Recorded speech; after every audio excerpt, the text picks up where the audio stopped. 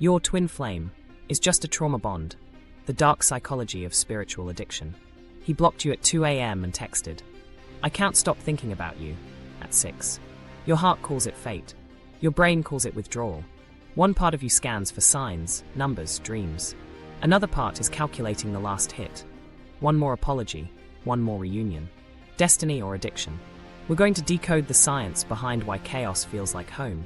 How intermittent reinforcement, the most addictive reward schedule, the anxious-avoidant loop, and a cortisol-dopamine-oxytocin cocktail turn a relationship into a slot machine. 3 tests, an origin wound, an exit plan, and one detail that predicts relapse. To understand why this feels holy, we go back to where your nervous system learned love. The origin code, how your nervous system learned love. Before you learned poems or passwords, your body learned people. Love was proximity, predictability, and repair. Did someone come when you cried? Did they come the same way most of the time? And when they messed up, as all humans do, did they notice, and did it get better afterward? That's the blueprint. Not perfect parents, just predictable care, and repair that sticks. If you got something different, misattunement, mixed signals, affection paired with tension, your body solved for survival, not serenity. A caregiver smiles but is rushed. They hug while checking their phone. They get warm on Tuesday and cold on Wednesday. Tiny mismatches stack into a lesson. Stay alert.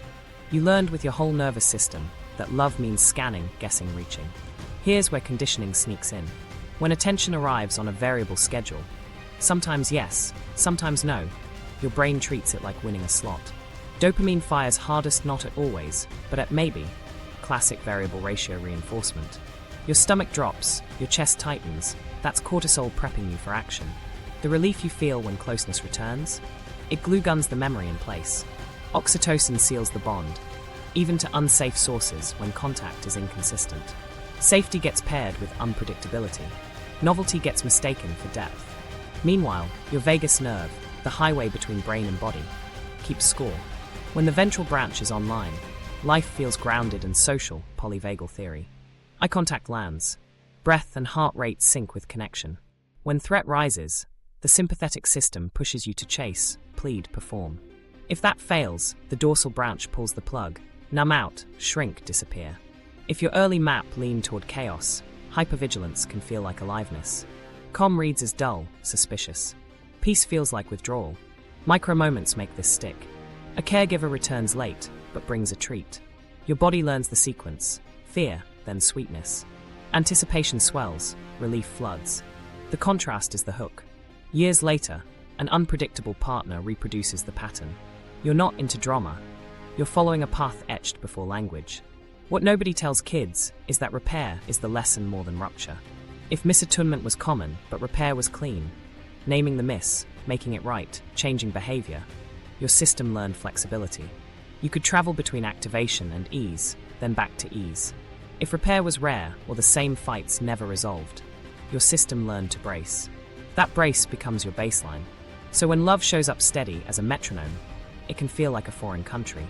Your interoception, your internal sense of body signals, keeps flagging something's off, because nothing's spiking. No chase, no crash, no flood of relief. You call it boring. Your body calls it unfamiliar. You reach for people who wake up your alarm, because your alarm is how you recognize home. Get this, your memory tags intense moments more than consistent ones. A dramatic apology at midnight overwrites 6 quiet dinners. The learning bias is ancient. Remember what jolts the system. But in relationships, that bias skews the scorecard. You collect highlight reels of highs and erase the cost of the lows. The pattern ages well, the people in it don't. There's another layer.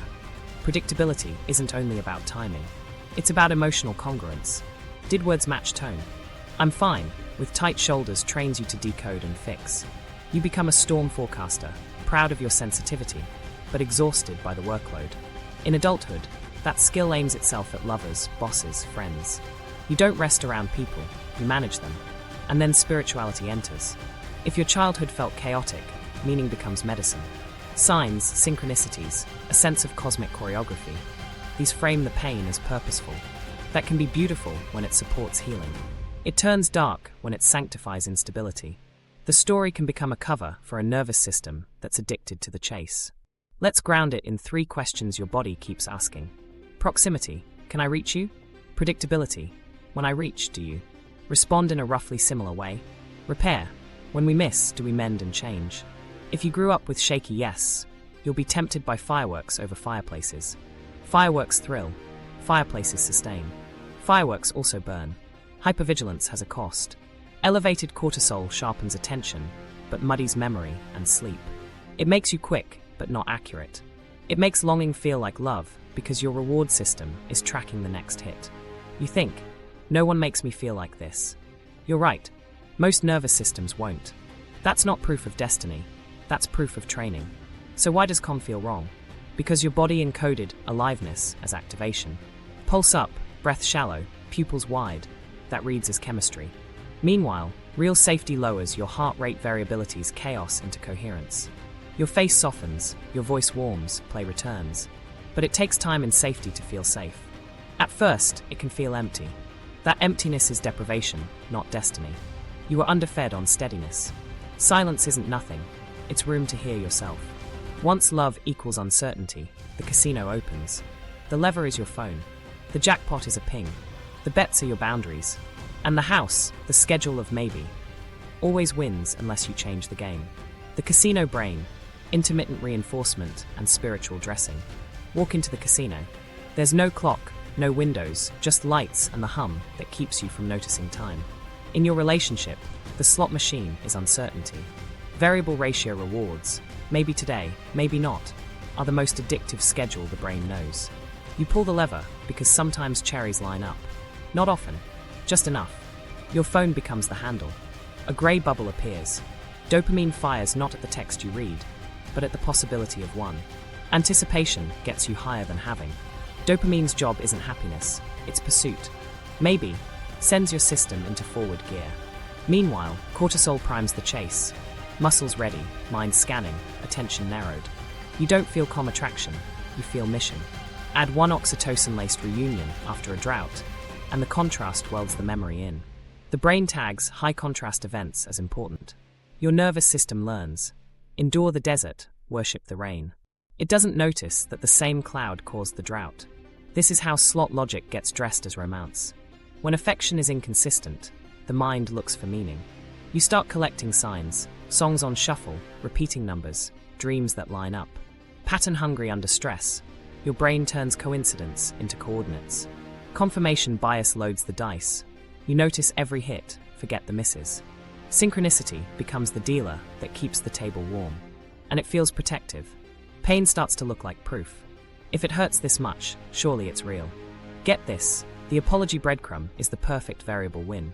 After days of silence, a soft message lands. Thinking of you. Tiny reward, massive relief. Your whole body exhales. The relief is the reinforcer. You reply. The loop resets. Hours later, distance returns. Because the schedule is variable, your effort increases. You text more, explain more, forgive faster. In behavioral studies, effort rises when rewards become unpredictable. Love follows the same math when fear runs the floor. Then the spiritual story arrives like a velvet rope. Runner and chaser becomes sacred choreography. Separation isn't dysregulation, it's initiation. Every rupture is a test of surrender. The mind outsources judgment to the universe's timing, which sounds serene, but often means surrendering to someone else's inconsistency. Surrender becomes a license for the other person's schedule. You feel noble for waiting, holy for enduring. Meanwhile, your nervous system is in a long haul of threat with intermittent relief. Here's where people get trapped. Intermittent reinforcement makes quitting harder the longer you play. The extinction burst is real. Behavior spikes right before it fades. When you finally pull back, your brain expects the next win any minute. That's why cravings spike after you set a boundary. Not because you're weak, but because variable schedules train persistence. Casinos know this, so do chaotic relationships. While that's happening, something else is working in the background, state-dependent memory. Under reunion euphoria, your brain can't access the pain files from last week. The system prioritizes the present state, so the story edits itself. We always come back stronger. No, you come back higher. The fall is already priced in, but the high convinces you to bet again. Let's look at the mechanics in real time. You send a vulnerable message. No response. Sympathetic arousal rises. You don't sleep well. Every ping in the house makes your heart jump. That's cue reactivity. Finally, at 11:37 p.m., a short apology. Sorry, crazy day. Relief floods your chest, breath deepens, shoulders drop. Oxytocin releases because you felt close again, even if nothing substantive changed. The body bookmarks this as connection. Tomorrow's silence will feel worse, but tonight is the memory that sticks. Now layer in meaning. You tell yourself, I asked for a sign and they texted. You forget you also asked for consistency. The story shrinks to fit the hit. Spiritual language can elevate this. We're being guided to learn unconditional love. That's the bypass. Unconditional love isn't unconditional access. Without boundaries, intermittent reinforcement wears a halo. There's another trick, the righteousness of the pursuit. Pursuit feels like virtue when the frame is destiny. You become loyal to the lesson more than to your well-being. If I hang in, I'll transmute this. Meanwhile, your vagal state is stuck in red. Your voice tightens, your playfulness thins. You start calling turbulence chemistry. But in healthy bonds, chemistry shows up with co-regulation, not chaos. The drama mimics depth. It isn't. Here's where the casino beats most people. They keep changing strategies without changing the game. They text less, wait longer, pray harder, manifest softer. But as long as the schedule is variable, the brain keeps learning persistence. The only lever that works is removing the machine. Not forever, just long enough for your nervous system to recalibrate what counts as reward. It helps to name the dealer moves. Love bombing after neglect? That's a bonus round. Mixed messages as intimacy? That's noise dressed as music. Surrender to the universe, offered by someone who can't keep a plan? That's an excuse to avoid repair. If the story can't tolerate a simple request, consistency, it isn't sacred, it's camouflage. None of this means mystery is fake. It means mystery doesn't need mayhem, or lands better in regulated bodies. When your ventral system is online, patterns are interesting, not directives. Attraction is steady, not starving. Repair is swift, not theatrical. You don't need a sign every hour. You need enough predictability that your body recognizes home without an alarm. Now watch what this does to two people with opposite fears. The anxious-avoidant dance, push-pull mechanics. While that casino is running, two nervous systems step onto the floor with opposite alarms. The anxious system fears abandonment. Distance feels like danger, so closeness is medicine. The avoidant system fears engulfment. Too much closeness registers as loss of self, so distance is medicine. Both are trying to regulate threat. They just pick opposite strategies. Watch the first beat. The anxious partner senses a shift. Slower replies, cooler tone. Their sympathetic system surges. Protest behaviors kick in. More texts, longer calls. Can we talk? The goal isn't drama. It's contact to bring the body down. Meanwhile, the avoidant partner's alarm goes the other way. Pressure means threat. Deactivation strategies kick in. Change the subject. Get busy. Keep it light. Go silent. The goal isn't cruelty. It's breathing room. This is the moment everything changes, because each person's solution is the other's trigger. Pursuit creates more distance.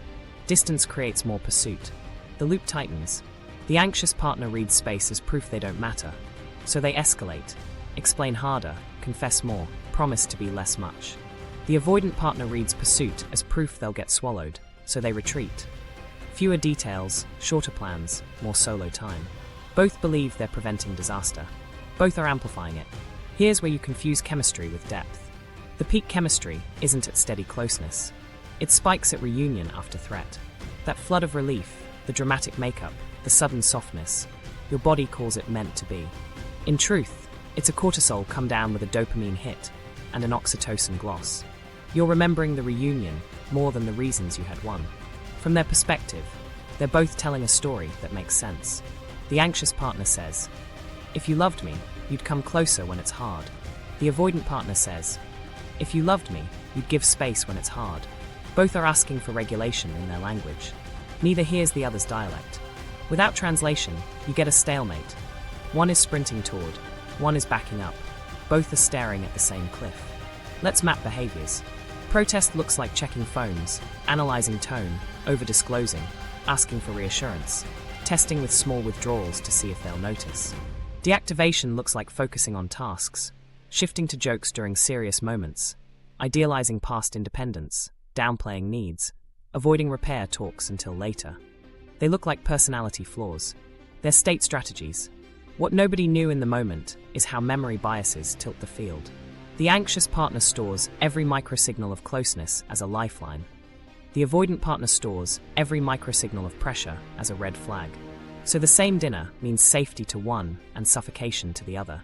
No, wonder the fight after the fight is about what the night meant.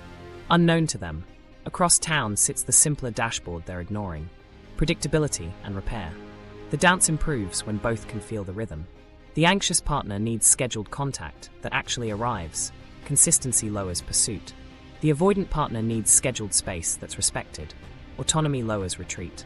When timing becomes predictable, arousal drops, and genuine intimacy can surface without spiking alarms. But there's one problem. Under stress, each defaults to the very move that breaks the bridge. The anxious partner's attempt to fix it now steals the space the avoidant needs to be able to engage later. The avoidant partner's attempt to think before speaking steals the contact the anxious needs to stay regulated enough to be kind. Good intentions, wrong timing. Here's a micro-story. She texts, "Can we talk about last night?" He's in a meeting, nervous about conflict, so he replies, "Later." Her threat system hears, "Not important." Protest ramps, 3 more texts. His system hears, "I'll never get room." Deactivation ramps, silence. By evening, both are in survival mode. They meet, finally, and the reunion feels electric. Neither notices they're high on relief, not trust. Call this twin flames, and you miss the dashboard alarm. The runner-chaser script sanctifies deactivation and protest. It says, this is how it's supposed to feel. Destiny's costume hides dysregulation's choreography. If you keep blessing the loop, you'll keep spinning. Depth isn't measured by how intensely you reunite. It's measured by how gently you repair and how little you need to. The twin flame myth. How a story hijacks your biology. Here's where the script gets a costume. The twin flame myth says there's one soul split in 2, destined to reunite. You'll know them by signs. Repeating numbers, uncanny coincidences, dreams that line up. There's a runner and a chaser. Separation isn't a red flag. It's a sacred test. Reunion is the prize. Pain is the path. It sounds poetic because it turns chaos into meaning. It lands like medicine when your body is starving for explanation. Now watch how perfectly it fits the dance. If you're anxious leaning, the chase gets blessed as devotion. Your pursuit isn't a protest, it's destiny. If you're avoidant leaning, the flight gets an upgrade too. Your deactivation isn't fear, you're the ordained runner. The myth gives each nervous system a halo for doing what it already does under threat. Dysregulation becomes a ritual. Both people get to keep their alarms and call it love. Under stress, the brain craves patterns. Confirmation bias does the rest. You'll notice every hit, a song lyric, a street name, a birth date, and ignore the misses. Meanwhile, your threat system sharpens patternicity. Random noise starts to look like guidance. The myth supplies a script with stock characters and predictable beats. Meeting, ecstasy, rupture, separation, reunion, repeat. It overlays your push-pull loops so neatly that the pain feels purposeful. Old wounds become spiritual quests. There's a deeper echo. If you spent childhood reaching for someone who couldn't quite land, the twin flame story promises a finish line. All those years of try and get a frame, you were training for this reunion. The idea that one person holds the key to your relief keeps you loyal to the pattern. The more it hurts, the more valuable it feels. Investment justifies the cost. Waiting becomes a virtue. Endurance becomes identity. Here's the twist the story won't mention. Tests that never end aren't tests, they're conditions. A relationship that requires suffering to prove its purity is teaching your body that pain is part of love. In reward terms, separation keeps your dopamine driven by anticipation. In nervous system terms, the threat state becomes home base. In memory terms, reunion glow overwrites rupture. The myth harmonizes these biases and calls the resulting high union. Listen to the language the myth encourages. They're healing their wounds by running. I'm learning surrender by chasing. We trigger each other's growth. That might be true in rare cases when repair is real and patterns change. But more often, it functions like spiritual bypassing, turning chronic distress into a divine lesson so you don't have to set boundaries. The belief makes suffering feel noble. It also keeps you stuck. Here's a micro moment to hear the hijack. You spend the day in a fog, checking for a message that doesn't come. At 11:11, your phone lights up. thinking of you. Your stomach flips. You tell yourself, of course, 11:11. A sign. What's unseen is the cocktail under it. Cortisol dropping, dopamine spiking, oxytocin warming. The timing brands the hit with cosmic ink. The body's relief gets mislabeled as fate. The myth also resets accountability. Runner-chaser externalizes choice. It makes inconsistency a role, not a behavior. You argue with destiny instead of with a person. You negotiate with the universe instead of asking for a plan. Requests for predictability start to feel unspiritual, like you're resisting your path. But love doesn't hide from simple questions. When will we talk? How do we repair? What changes next time? Notice how the myth handles boredom. In secure bonds, quiet is aliveness. In twin flame frames, quiet is separation. If the chemistry doesn't spike, panic whispers. We're off track. So you manufacture distance to feel reunion, then call the surge proof. The story, not the person, is driving the cycle. You become faithful to spikes instead of to steadiness. None of this means meaning is fake. Mystery belongs in love. What hijacks you isn't wonder. It's using wonder to excuse harm. A belief that can't survive boundary setting isn't sacred. It's a shield. Ask any story to pass 3 checks. Does it bless predictability? Does it honor repair? Does it protect autonomy? If it fails, it's dressing your biology in mythology. If it's addiction, the brain chemistry should look the part. And it does. The chemistry trap: cortisol, dopamine, oxytocin, and withdrawal. If this were just romance, your body wouldn't behave like it's cycling a substance. But the pattern maps neatly onto addiction. Start with dopamine. 2 dynamics matter here: the surge tied to anticipation and the softer signal tied to satisfaction. In chaotic bonds, anticipation dominates. The maybe hits harder than the yes. Your brain starts coding the person as a cue, not a cure. The cue promises future reward. Satisfaction rarely arrives, so the chase stays in gear. Layer cortisol on top. Every delay, mixed message, or cold tone is a micro-threat. Cortisol sharpens attention and stamps the moment into memory. You remember the ache, the wait, the scanning. When relief finally arrives, a text, a touch, dopamine spikes precisely because cortisol primed the system. The contrast is intoxicating. You're not just happy, you're coming down from threat. That feels profound, but it's a physiological pivot, not spiritual proof. Now add oxytocin, the bonding hormone that releases with physical closeness, eye contact, and soothing voices. In steady relationships, oxytocin links to safety and trust. In intermittent ones, it bonds you to the very source of your stress. The hug after a fight, the tender voice after silence. Those moments smear oxytocin over the wound. Your body confuses relief with safety and the source of relief with the solution, even when the same source keeps creating the problem. Here's where it gets sticky. Intermittent contact supercharges bonding. You don't get small doses spread evenly. You get deserts and feasts. Oxytocin after drought lands like a banquet. Your system learns to associate scarcity with value. The rarer the care, the more precious it feels. Scarcity inflates meaning. It's the luxury pricing of attention. During the honeymoon blips, your nervous system floats. Sleep returns. Appetite evens out. Your chest loosens. You brand that state with their name. But because nothing structural changed, the slide back into stress is inevitable. When it hits, the absence doesn't feel neutral. It feels like withdrawal. Insomnia creeps in. Intrusive thoughts loop. You replay conversations, stalk meaning in microphrases, check clocks at odd times. These aren't quirks, they're craving behaviors. The thing that relieves them is contact. One ping, and your symptoms ease. Your brain writes the obvious headline: I need them. The truer headline is: my nervous system is chasing relief. Withdrawal isn't only mental.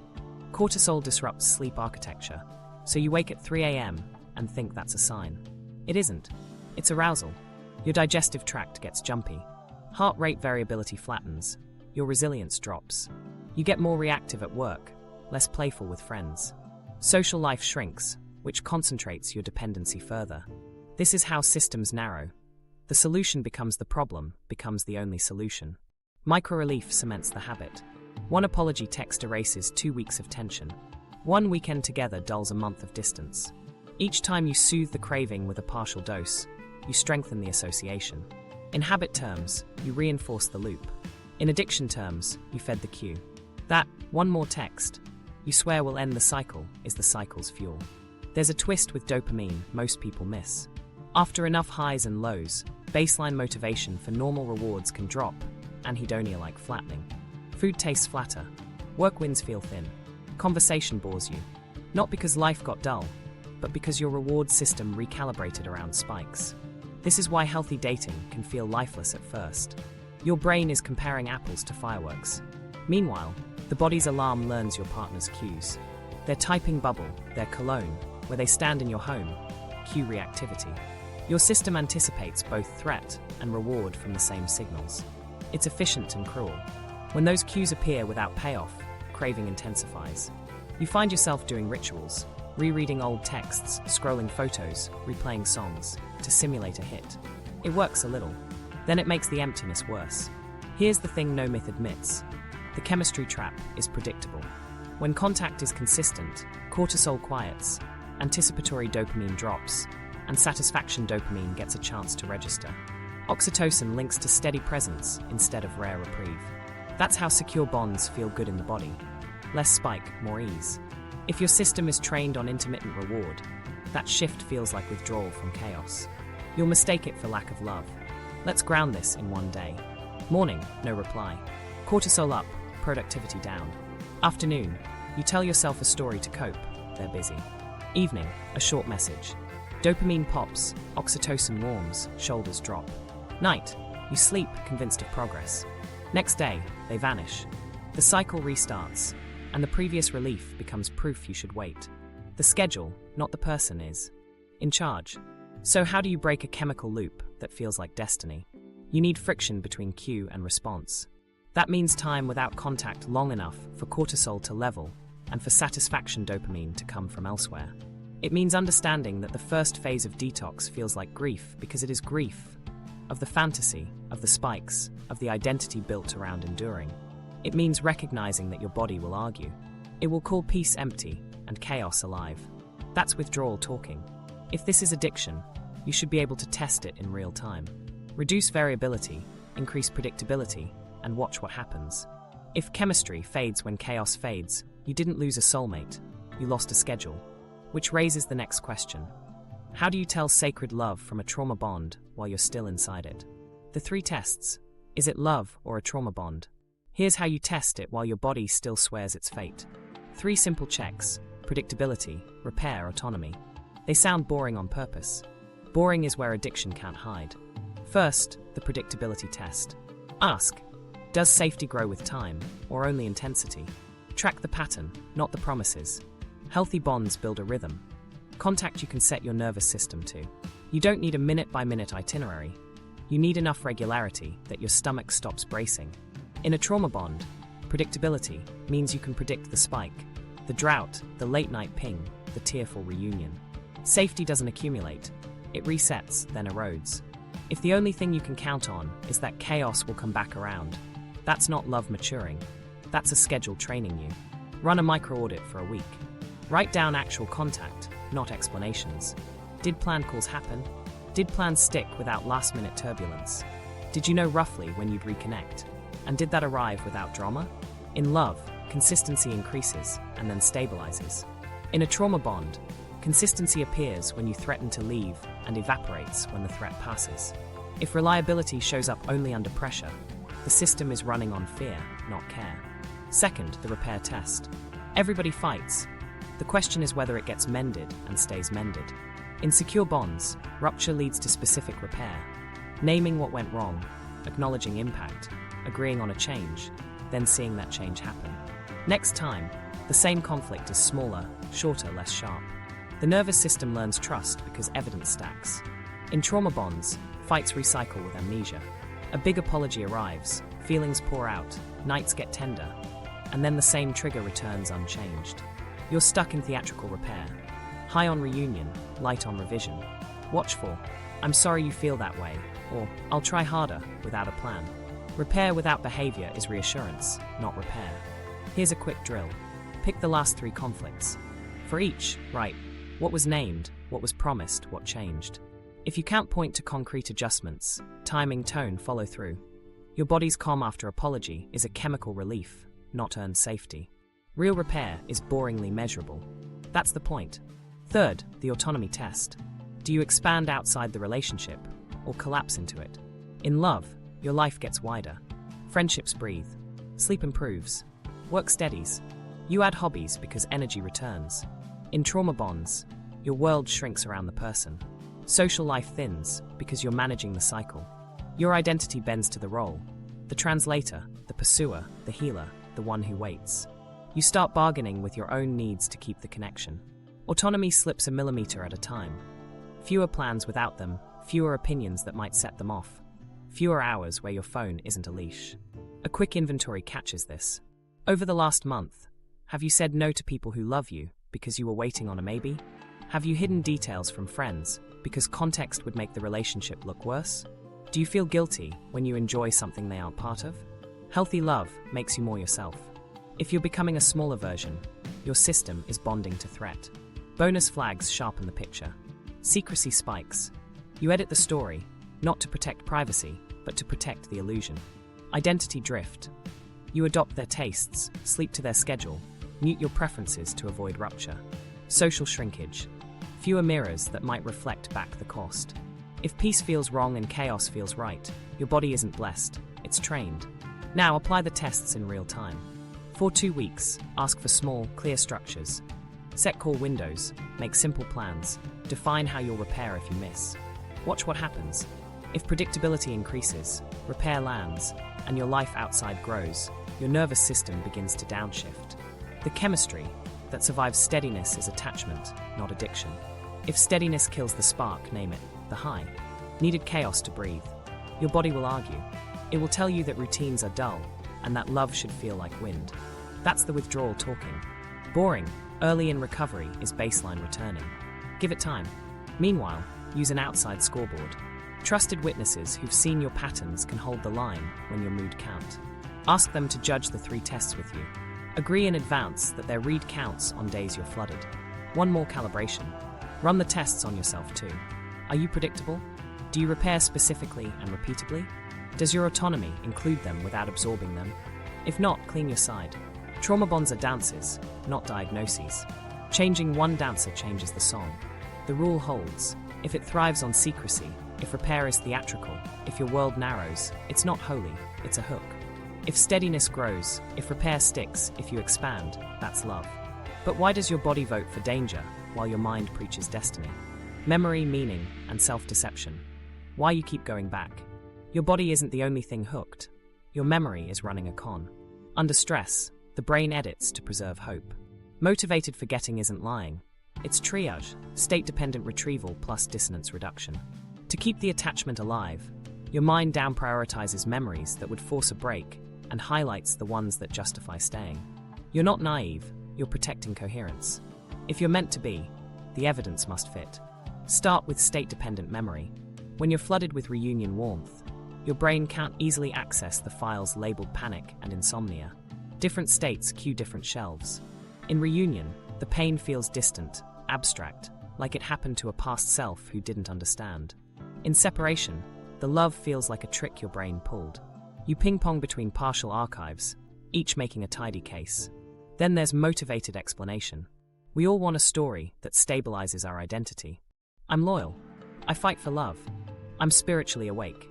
When new evidence threatens that identity, another broken promise, another night of silence, you have 2 options. Shift the belief or reinterpret the data.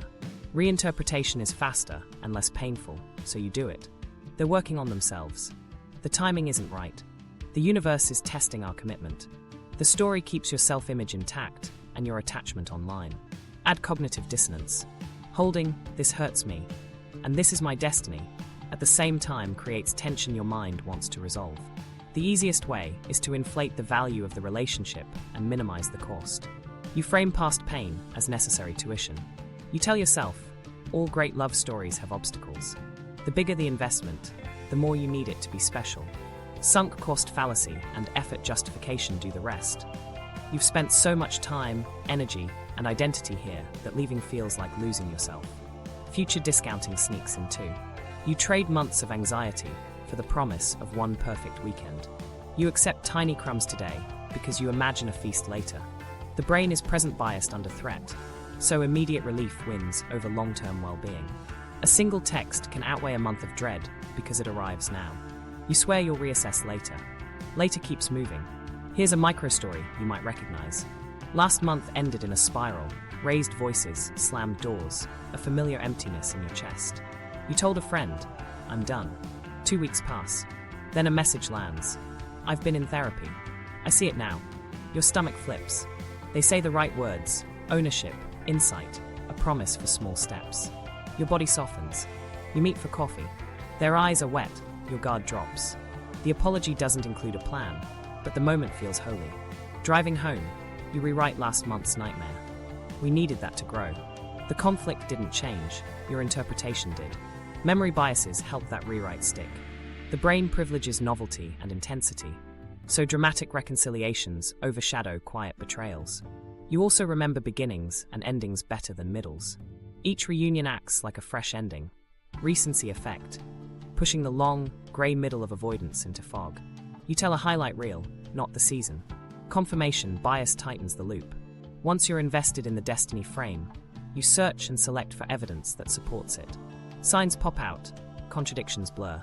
You become a curator of meaning. The more meaning you curate, the more leaving feels like sacrilege. You're loyal to the narrative now, not to your nervous system. There's another trick, identity fusion. The relationship becomes your cause.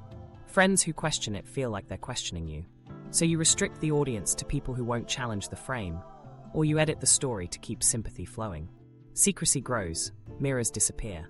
Without honest feedback, the story can expand unchecked. Meanwhile, motivated forgetting works on a schedule. You suppress the worst memories right when you're most likely to act on them, when you're inches from setting a boundary. That's why you forget how bad it felt the night before you break no contact. The mind lowers dissonance by dimming the lights on evidence that would make aiming at relief feel wrong. It isn't weakness, it's a protective reflex, but it protects the pattern. You can outsmart this only by externalizing recall. Write the costs when you're clear and read them when you're flooded. Record voice notes to your future self describing the specific behaviors, not the feelings. Store screenshots of plans that died and apologies without change. This isn't bitterness, it's memory insurance. State-dependent recall counts steal what you've anchored outside your mood. Also, name the payoff honestly.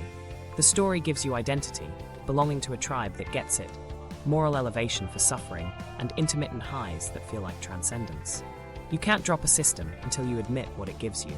Then you can source those needs elsewhere. Meaning without masochism, community without dogma, aliveness without alarms.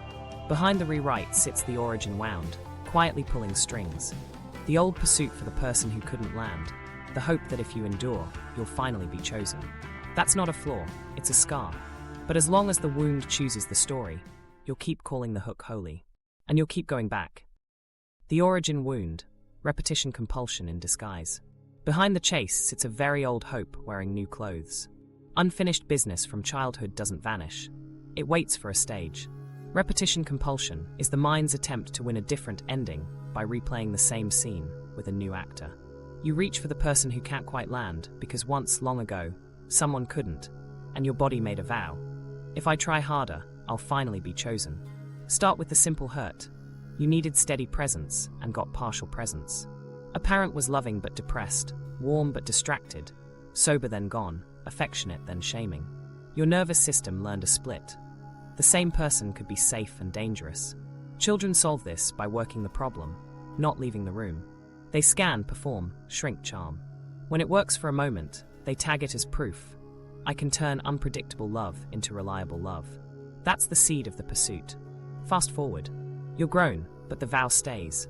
The unavailable partner isn't an accident. They're a match to the old puzzle. If you can convert them, make the distant stay, the dismissive soften, the chaotic choose, you earn a retroactive cure. That's the power fantasy. If I fix you, I fix me. If I rescue you, I rescue the child who waited by the window. It's not arrogance, it's grief with a goal. Here's where it gets sneaky. Your picker isn't broken, it's precise. It scans for the familiar micro-mismatch. A warm laugh with inconsistent follow-through. Intense eye contact with cloudy plans. Vulnerability without responsibility.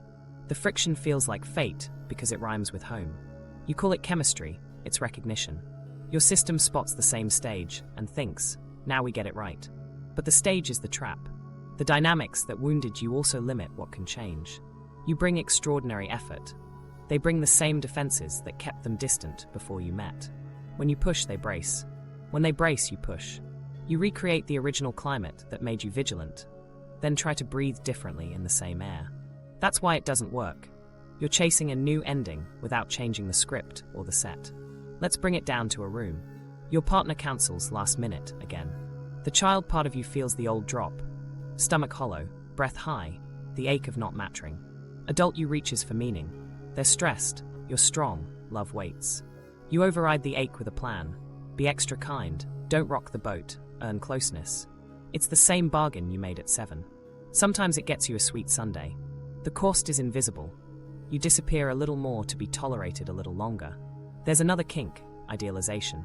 When a caregiver is sometimes safe and sometimes scary, children split reality to survive. Good parent, bad parent. Adults replay that split with partners.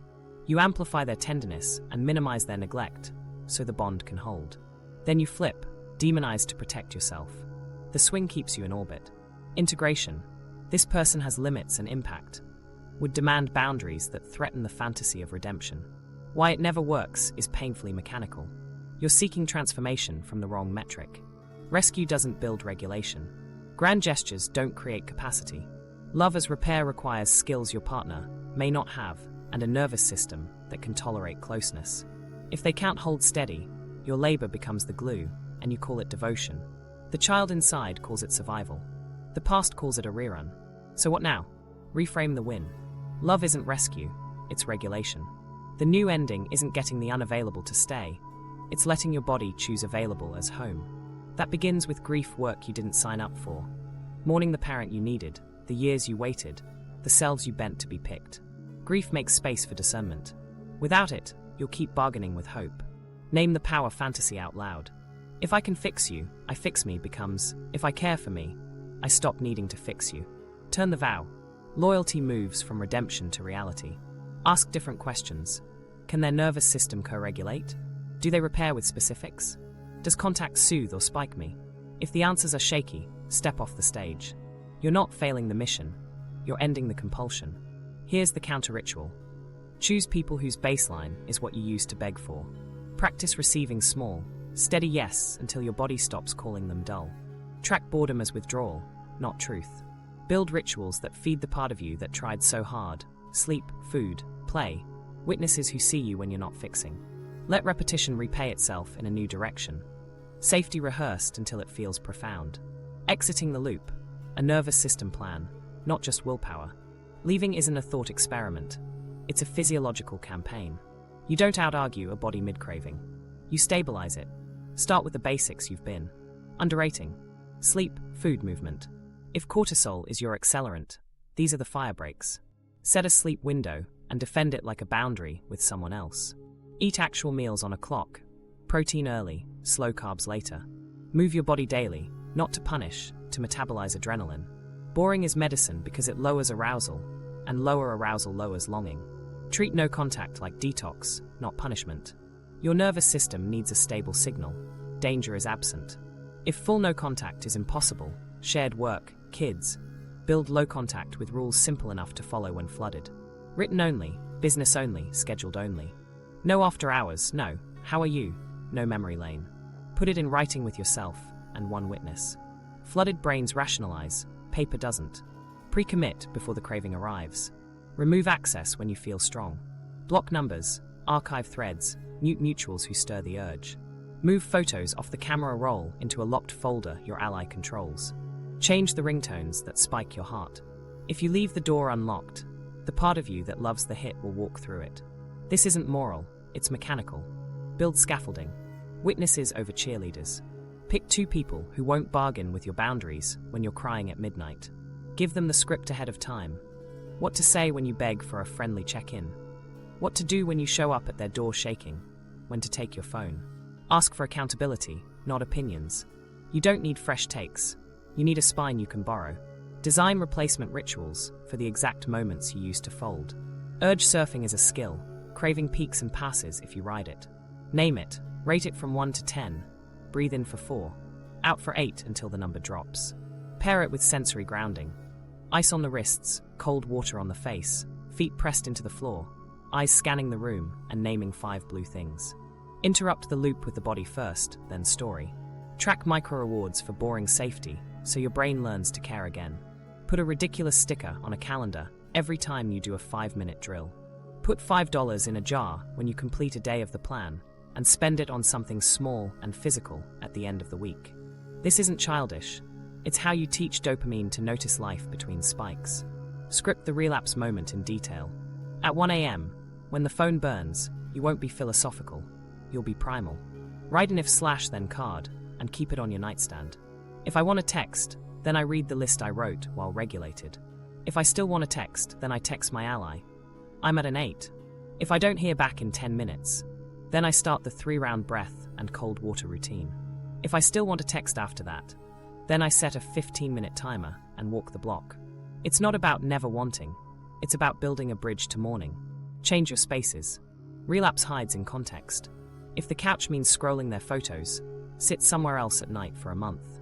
If the drive home means checking their street, change routes.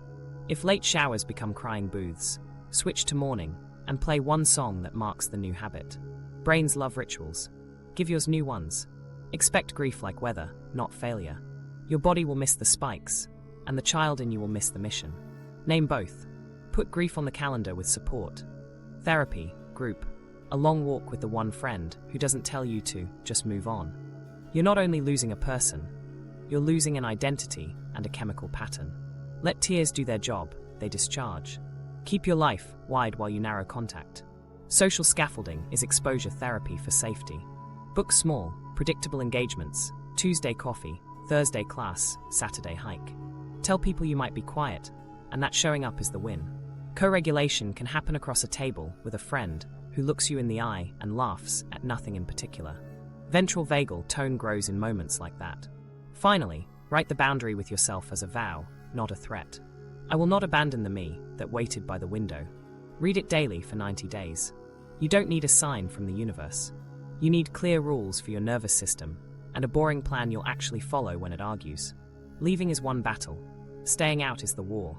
Build for both. Rewiring attachment. Building boring, secure, and alive. Now that you've cleared the casino, you need a new nervous system rhythm. Earned security isn't a personality. It's a practice. Think of it as reps that teach your body a different baseline. Consistent bids, clear boundaries, quick repair. At first, this looks unglamorous. Over time, it feels like breathing. Start with consistent bids. In secure space, people reach and respond in ways you can track. A good bid is small, concrete, and repeatable. Call at 7 on Tuesdays and Thursdays. Text if you're running late. If we miss, we reschedule, not vanish. You're not micromanaging, you're building a metronome. The goal is a rhythm your body can map to, so it stops bracing. Next, boundaries as clarity, not punishment. Say what's in and what's out in plain language. I'm available for hard talks, not for disappearing afterward. I won't continue a call if voices rise. We'll pause and return within 24 hours. Boundaries aren't tests you hope they fail. They're rails that keep both of you on the road. Follow through quietly. Consequences teach faster than lectures. Then quick repair. Replace theatrical reconciliations with small, precise fixes. Name the miss, the impact, and the change. I missed our plan. You were left hanging. I'm setting 2 alarms on shared events. Keep an eye on the sequel. Does the change hold? When it does, your body learns trust through evidence. When it doesn't, you learn to step back before you're flooded. Now bring in somatic reps. Co-regulation isn't mystical. It's mechanical. Sit facing each other for 2 minutes, phones away, and breathe slowly. 4 in, 6 out, while making soft eye contact. Your heart rates will nudge toward each other. Do it after small misunderstandings, not just big fights. Add safe touch agreements.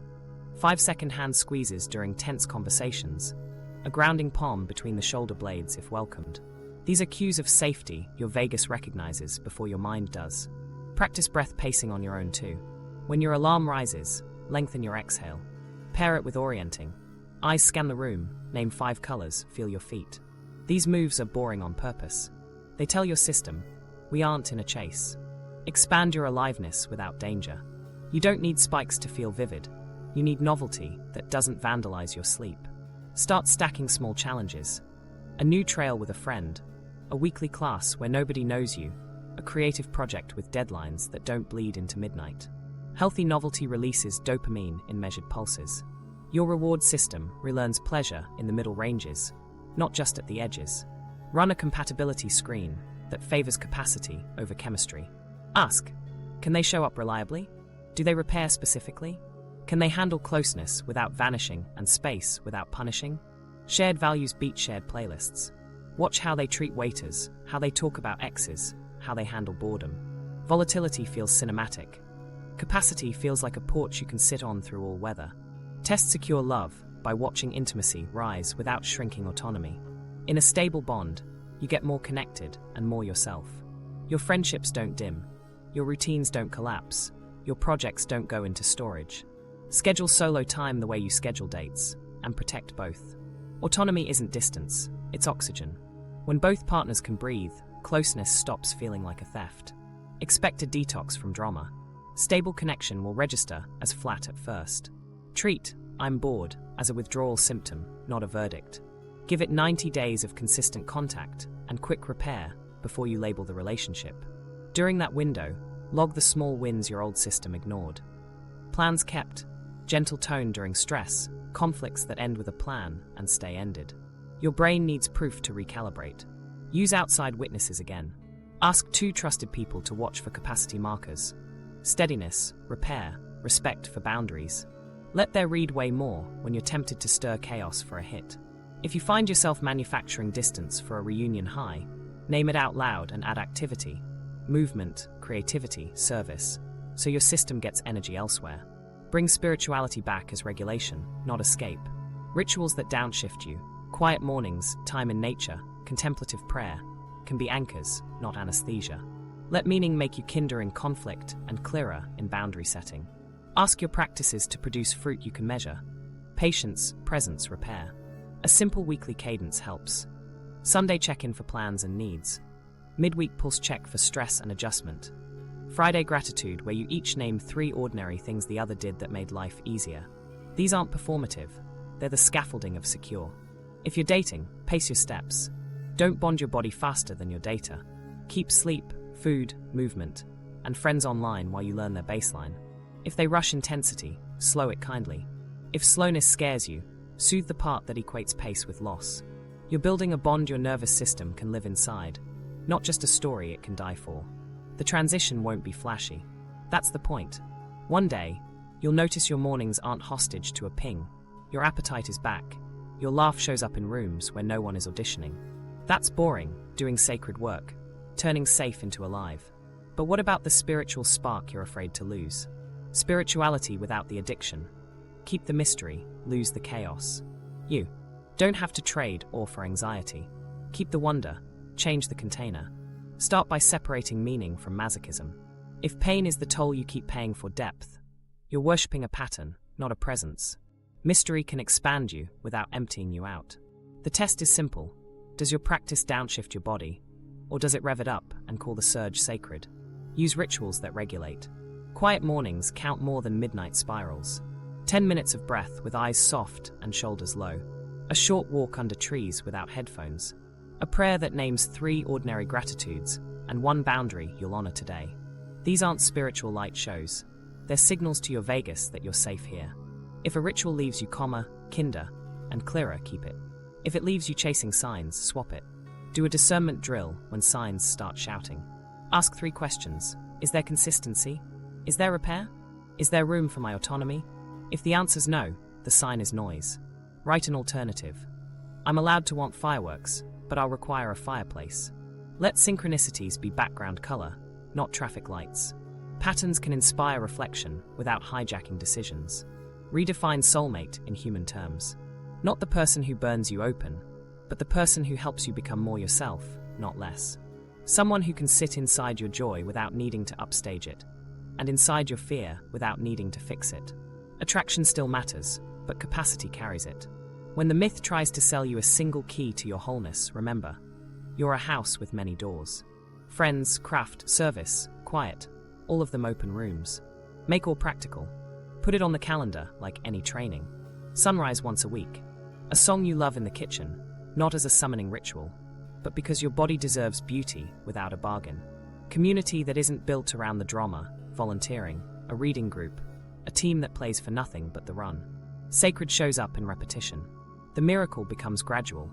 You notice your laughter returning in places where no one's auditioning. When fear says, "Without the chaos, I'll be numb," test it in the body. Try 20 minutes of meditation, then a phone call with a safe person, then a creative task for 30 minutes. Track your heart rate with your fingers at your wrist. Watch how steadiness feels simple, not dead. Aliveness was never the spike, it was presence. You lost presence because you were bracing. Give your spirituality a job description. It should make you more honest in conflict, faster to repair, and firmer with your lines. If your practice only comforts you, but never clarifies you, it's anesthesia. If it only energizes you, but never softens you, it's adrenaline with incense. Ask your beliefs to produce fruit you can measure in 30 days. Fewer reactive texts, more kept promises to yourself, one less secret. Build a small altar to continuity over crisis. Photos of people who love you consistently. An object that marks a boundary you kept. A written line you read daily. Love is regulation. Ritualize closing loops. Before bed, name one repair you made and one you owe, and schedule it. Spiritual maturity isn't how many signs you collect. It's how quickly you mend what you tear. Let language do the cleanup. Replace surrender with consent. You're not surrendering to someone's inconsistency. You're consenting to patterns that respect your nervous system. Replace test with fit. This isn't a cosmic exam, it's a capacity match. Replace union with practice. Union isn't a lightning strike. It's a set of repeated moves that keep two bodies in range. If you want a ceremony, make it for your vow to yourself. Write it. Read it.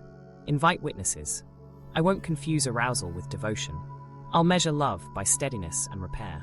I'll keep mystery where it belongs, in beauty, not in suffering. Then live like it's binding. Signs may still arrive. Let them decorate your day. Decisions deserve data. The quiet miracle is what grows when you stop feeding the storm. Steadiness starts to feel profound. Your body recognizes home without an alarm. Or comes back on its own. Less neon, more sky.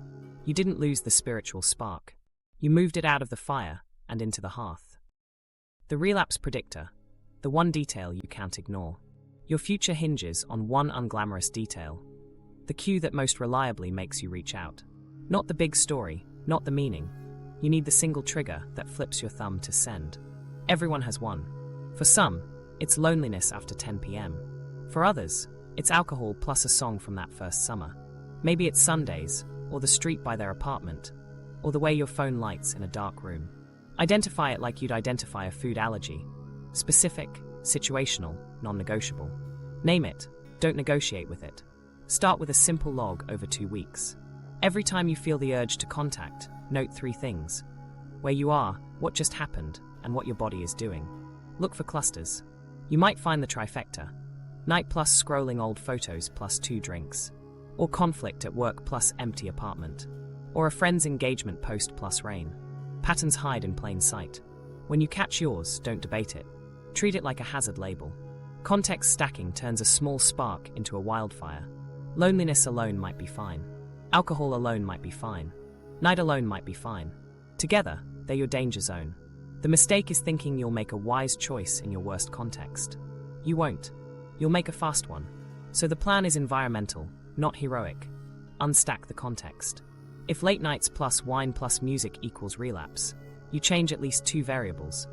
No wine on vulnerable nights, playlists that don't time travel, earlier bedtime. A standing call with a safe person at 9.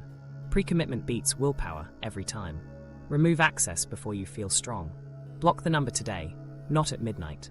Delete the thread. Export what you need to a locked file your ally holds. Move their contact to a name you won't search. Log out of shared apps. Change passwords to something you don't know yet. Replace the dopamine slot. Switch notification styles to silent summaries. Grayscale your phone during danger hours. Park the device in another room with a physical timer. If slash then plans turn urges into choreography. Make them stupid simple, written, and visible. If it's after 10 p.m. and I want to text, then I put my phone in the kitchen and do 3 rounds of 4, 7, 8 breathing. If I hit a 7 on the craving scale, Then I text my ally the word red and put ice on my wrists for 60 seconds. If I'm outside their block radius, then I call a ride home, no detours. Vague promises crumble, scripts survive floods. The cue isn't just time and place, it's people. Notice social triggers. Which friend always asks, "Have you heard from them?" Which bar is full of your ghosts? Which coworker shares the gossip that spikes you? Create a boundary script. I'm off that topic, hold me to it. I'm skipping that spot for 60 days. Loyalty to your future beats nostalgia for your past. Body cues matter more than narratives. Your relapse window often opens when your heart rate is up and your breath is shallow. Intercept with physiology. Long exhale breathing, a brisk 10-minute walk, cold water on face, 5-minute wall sit. Anything that dumps adrenaline without needing a story. Then, when your body is steadier, read the card you wrote yourself explaining the costs. Don't argue with belief while flooded. Lower the tide first. Here's the rule that saves people. Treat it like addiction until your body proves otherwise. That means structure over vibes, rituals over hope, and recovery metrics you can count. Track streaks, not thoughts. Reward boring wins. Nights you went to bed on time, mornings you didn't check, weekends you stayed out of old neighborhoods. Your nervous system will learn from repetition. Give it repetitions worth learning. You don't need a sign from the universe. You need a boundary with yourself that holds under heat. Name the cue. Break the stack. Pre-commit the block. Script the if/then. Borrow a spine until yours remembers. Then watch the urge lose its costume and show up as what it always was, a trained reflex you can retrain. Case stories, microportraits that map the arc case A starts in December light. Maya's anxious leaning, heart wired to check doors twice. Every holiday, he came back. Candlelit apologies, plans for a new year, then radio silence by February. Her body learned to brace at Christmas music. She finally mapped the pattern on paper. Spikes at reunions, drops after. January 3rd, she chose routine over romance. Sleep at 10, meals on a clock, a running club on Tuesdays. She met Eli in March. Steady, kind, a little boring to her nervous system. She called it flat, her therapist called it baseline. They set call windows. When conflict hit, Eli named impact and set alarms for shared events. Maya's stomach stopped bracing by June. The spark didn't disappear, it diffused. She noticed it on a Thursday, unloading groceries. No drama, just warmth. On Christmas, the ex texted a photo of their old street. Her cue. She put the phone in the kitchen, washed her face with cold water, read the card to her future self, then called a friend and baked cookies while they talked. The high didn't come. Quiet did. Case B leans avoidant. Jonah chased novelty. Late flights, louder rooms, bodies without names. Closeness felt like a trap. Distance felt like air. He met Lila, who reached softly and stayed. He bolted anyway. After the third sprint, he paused long enough to feel grief. His mother's long absences, the way he learned to soothe alone. He started exposure to closeness like physical therapy. 10 minutes of eye contact felt like a marathon. He did it weekly. He wrote if/ then plans for overwhelm. If I want a ghost, then I name I'm flooded and ask for 24 hours. He practiced repair scripts. I shut down, you felt invisible. I'll text I'm safe and return at 6. At first, it was clunky. Then it worked. He noticed he could breathe while held. Novelty shifted from people to projects. New routes on his bike. A ceramics class where his hands could fail without judgment. The old urge to explode the room still rose under stress. He called it out loud. I want to burn this for relief. Saying it gave it less power. Lila didn't mother him. She matched capacity. Closeness stopped feeling like theft. Space stopped feeling like threat. Case C came wrapped in incense. Priya had a shrine of signs. 1111 screenshots, feathers in jars, playlists that aligned with moods. She and Arjun called it divine union. The runner-chaser dance ate their months. She kept a journal of synchronicities and realized it mirrored cortisol spikes. Her breath went shallow at night. Signs clustered when she was most dysregulated. She didn't abandon meaning, she relocated it. She shifted ritual to regulation. Dawn walks, breath prayers, a gratitude and boundary line each morning. She joined a community circle not centered on twin flames. They talked repair, not prophecy. She wrote 3 checks for any belief. Consistency, repair, autonomy. The myth failed 2 out of 3 every week. She let it go like a tired costume. Or stayed. She cried the night she boxed the feathers, then slept. Months later, standing in a field at a community event, a breeze moved through the grass. Her chest went wide without a text. She called that holy and kept her phone in her pocket. Across the cases, patterns repeat. Urges spike at predictable times. Holidays, nights, lonely Sundays. Rupture without plan leads to theatrical repair, then rinse. Identity rebuild takes longer than leaving. Each person found witnesses, not cheerleaders. People who wouldn't collude with a relapse in poetic language. Each person moved novelty from danger to design. Micro-wins mattered. One kept promise, one calm goodbye, one apology with a calendar invite attached. 3 scenes linger. Maya walking past his street with a thermos, counting blue doors and breathing into a long exhale. Jonah texting, "I'm at a 7," instead of disappearing, then showing up at 6 as promised. Priya closing her eyes at 11:11 and whispering, "I choose steady," then turning back to her page. If you heard yourself in any of that, it's not proof you're cursed. It's proof the loop is learnable. And if it's learnable, it's leavable. Here's your checklist. The checklist, practical steps you can start today. Start with an inventory. Write the cycle in plain detail. 1 page, 3 columns. Trigger, protest or deactivation move, outcome. Triggers are moments like late reply, cancelled plan, silent weekend. Protest moves look like rapid texts, threats to leave, love bombing. Deactivation looks like sarcasm, disappearing, changing the subject with sex. Outcomes? Temporary relief, bigger rupture later. Seeing the loop on paper breaks the spell. Name your own moves out loud. When I'm scared, I escalate. When I'm overwhelmed, I vanish. Ownership gives you handles. Pair each move with a counter. Escalate becomes pause and text one clear request.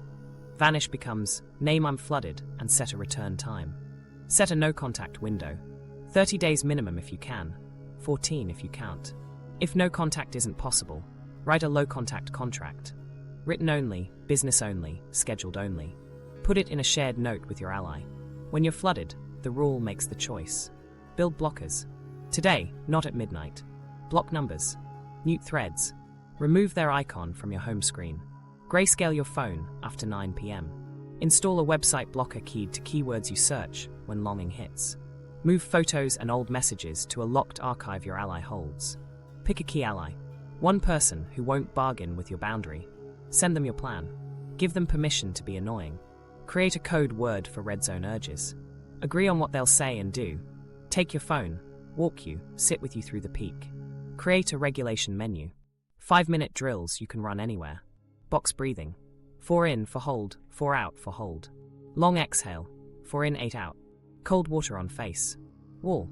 Sit until your thighs shake. Orienting.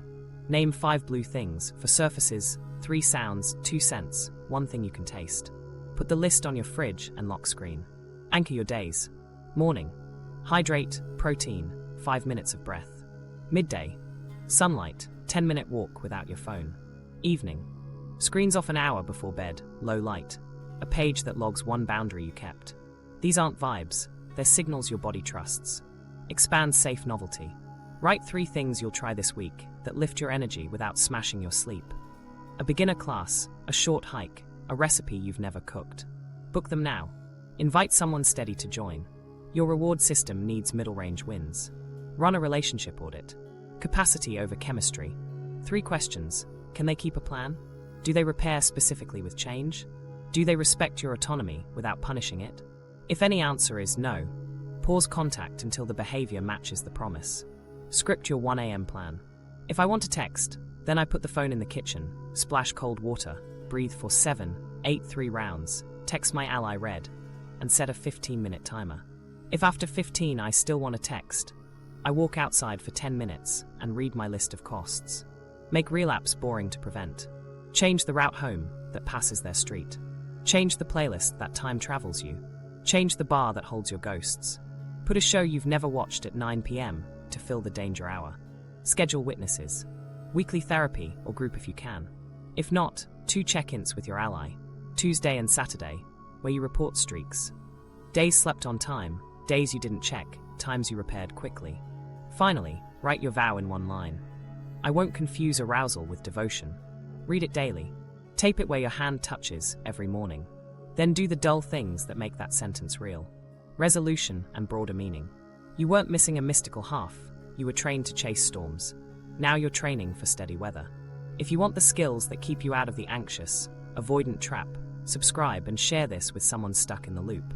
Next up, we map live conversations through the 3 tests and show real-time repair. Don't wait for a sign. Give your future self one boundary today and let the quiet do the talking.